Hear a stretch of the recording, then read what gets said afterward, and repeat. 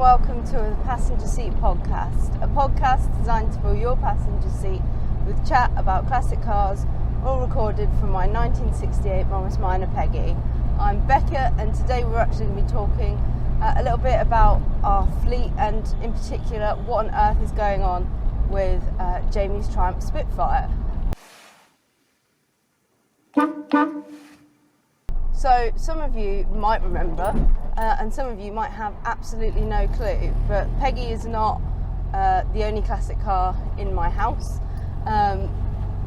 Jamie, it must be about 3 years ago now, bought a Triumph Spitfire, and we went up to around Derby, picked it up, drove it back, and I would say in the time that we've had it, it's maybe done 300, 400 miles, which, considering that Peggy's done 35 odd thousand miles in the time that I've had her, which is only a year longer, isn't great going. And that's not because Jamie doesn't enjoy driving it. Well, he doesn't enjoy driving it because of how it's been driving and because of all of the issues that it's had. He would love to be out in it more. But I think it's an interesting comparison to my experience with Peggy, because I've been incredibly fortunate with how, when Peggy's broken down, how she's broken down, where she's broken down, and being able to get her back up and running reasonably quickly. Whereas on the other side of this, we've had Jamie's Spitfire that's kind of had no end of issues and problems and things cropping up ever since he's had it, really. So I figured what we'll do is go through some of the issues that we've had, how they've ended up being fixed, and where we are now. So we got the car, drove it back, and on the drive back we noticed a couple of issues. The car had been lowered / really big tyres put on it, and they were rubbing terribly against the bodywork if you turned a corner, which, if you're watching on the YouTube channel, you can see that there's quite a few corners in this part of the world, and so that was a big problem. So he needed to raise the car, and at the time we also knew that if you got it over about 45 miles per hour, it started getting a really bad vibration from somewhere. So we assumed that was kind of to do with how low the tyres were on the body and things like that, and that was impacting the ride. So we hoped that raising it would eliminate that issue. It didn't. It obviously dealt with some of the rubbing and some of the kind of taking chunks out of the tyres, but the vibration was still there. He then looked into wheel bearings, and that didn't solve the issue. He then looked into kind of tracking and the diff, and we sent it away to someone to do some work on it and get the diff rebuilt and check all of that, and it wasn't that. And then basically the only thing that was left by that point was the prop shaft. So he bought a new prop shaft on one of the Triumph parts places, turned up, fitted that, and that pretty much got rid of, I would say, 99% of the issues with the vibrating and things like that. It was a massive improvement, and it made the car a lot more drivable. But for context, trying all of those things out, swapping them out, seeing if that worked, getting the car back up and running, and then realising it wasn't that, probably took over a year of the first year of ownership, in terms of kind of trying one thing, eliminating that, coming back, trying another thing, and it just didn't really give the best first year of ownership compared to my first year of ownership with Peggy, where I had some great times and a couple of things cropped up, but they were reasonably obvious, quick, easy fixes that you could work out without having to swap everything out. Like you knew that, oh, the car's overheating, it must be the thermostat. You knew that the car wasn't charging, so it must be the dynamo. It completely different issues there in terms of trying to track them down.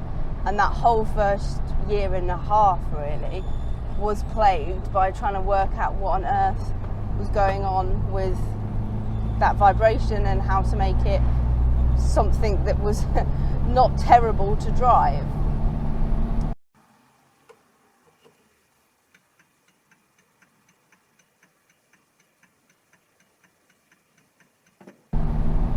So that eventually got done. I mean, I think we also at one point even tried getting the tyres balanced, because he's got wire wheels on it, so the wire wheel adapters needed to be tightened back on again. He's got the wire wheels, which can obviously get unbalanced, so we got those all checked out as well, and there was only one that was really a big problem and everything else was easily fixable. So that really just took so much effort, and whilst Jamie is a problem solver, can be very disheartening with your first car, as well as first classic car. So once he'd got the car kind of up and running and most of the vibrations and stuff gone, we then had some issues, I think, with the carbs, and that took some working out and getting those all balanced, and it just wasn't running all that happily. It was massively overheating in certain situations. It was getting vapor lock, and you would end up waiting ages for it to cool back off if you pulled into a petrol station in summer, which, when it's a convertible sports car in summer, is not ideal. So we had to come up with some ways to try and reduce the vapor lock and make the car run smoother and not cut out and then have vapor lock and not want to run again. So that took a bit of time, and then after that we had bought a hood for it, and Jamie wanted the Ashley hood, the Le Mans hood that you can get for Spitfires. He'd always wanted one of those on the Spitfire, and so we'd managed to get hold of one. So then over the winter he went about kind of painting that up to match the car best he could and fitting it, and that was not a straightforward fit because it's the Mark 1 Ashley hood and we didn't necessarily know any different. There was like lots of little tweaks that you had to make to get it to fit properly. We had to put the glass back in, and that wasn't easy because some of it wasn't glass, some of it was perspex, which is harder. Oh, it was just something else.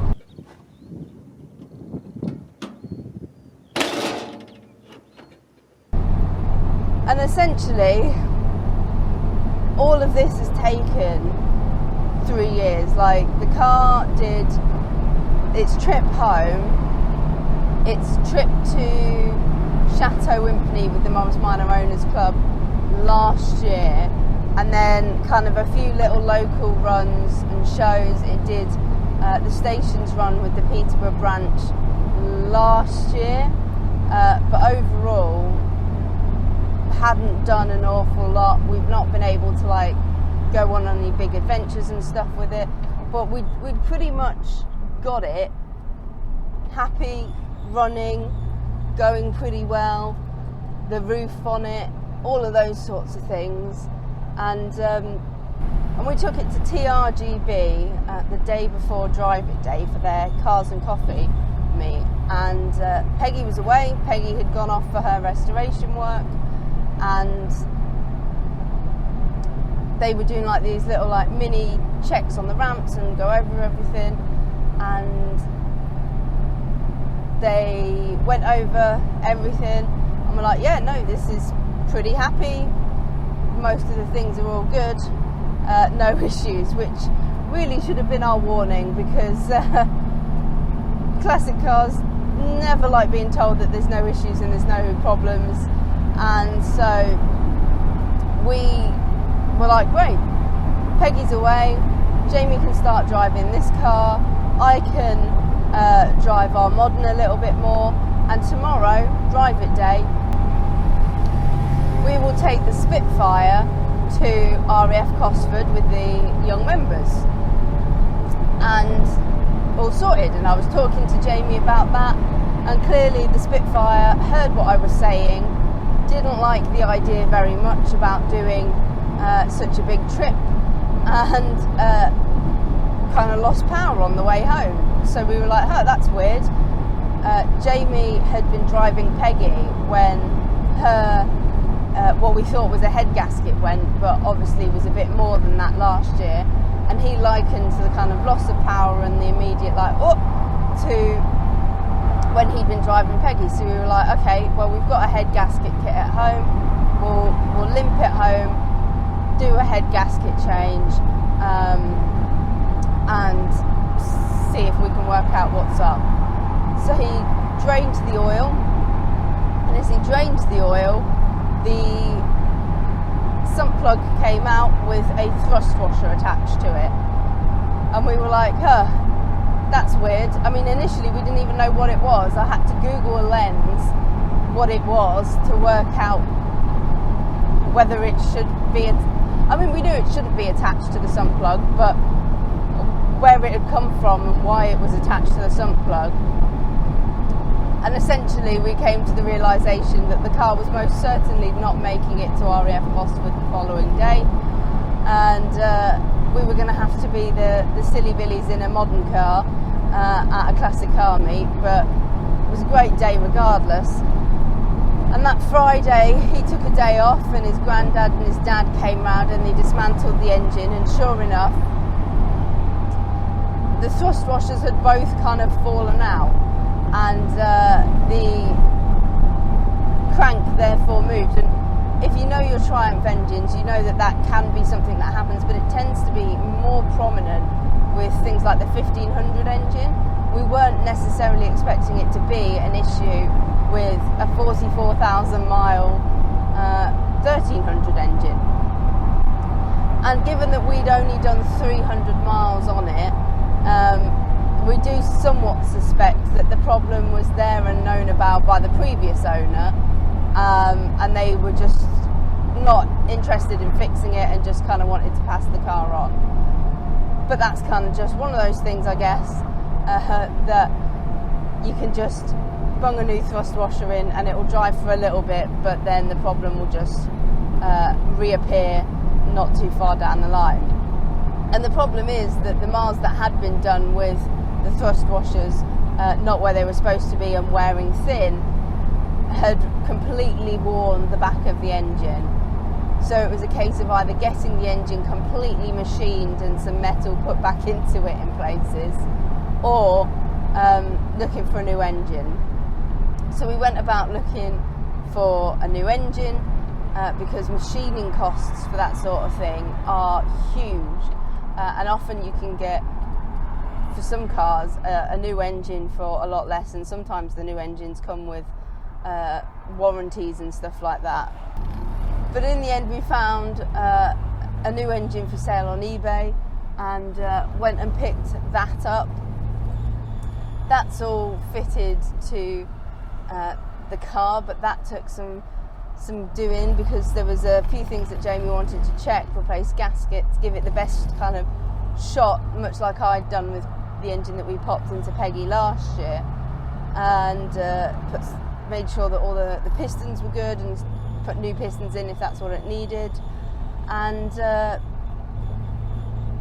got it all in, went to start it all up, and unfortunately it seems like the timing chain wasn't quite right on it.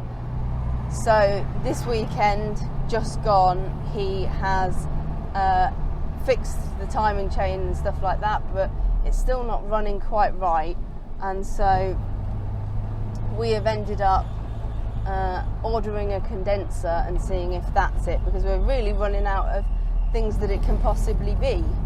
And some of it is down to the fact that we and the people that we're around don't necessarily know Triumph engines as well as the A-Series and other engines that are in my family and that we've worked on before, but some of it just seems to be that this car just wants to be a problem. If there's something that it could be, it's never the first thing that you touch and you try. It's always the third, fourth or fifth. And obviously that's accumulating to just getting somewhat annoying that we can't actually get out and enjoy the car.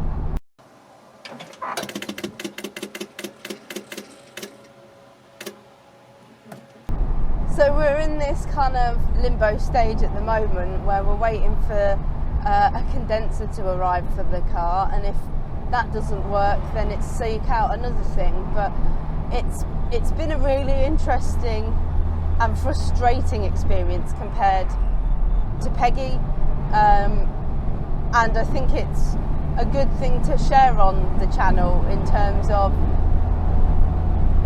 I'm very fortunate that I can usually hop in Peggy and go wherever I like and have minimal issues, and I'm reasonably happy going and enjoying her.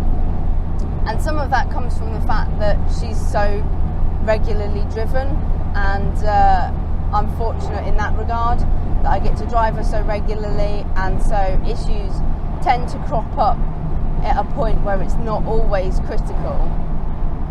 You kind of notice things a little bit earlier on and you've got some time to kind of play with.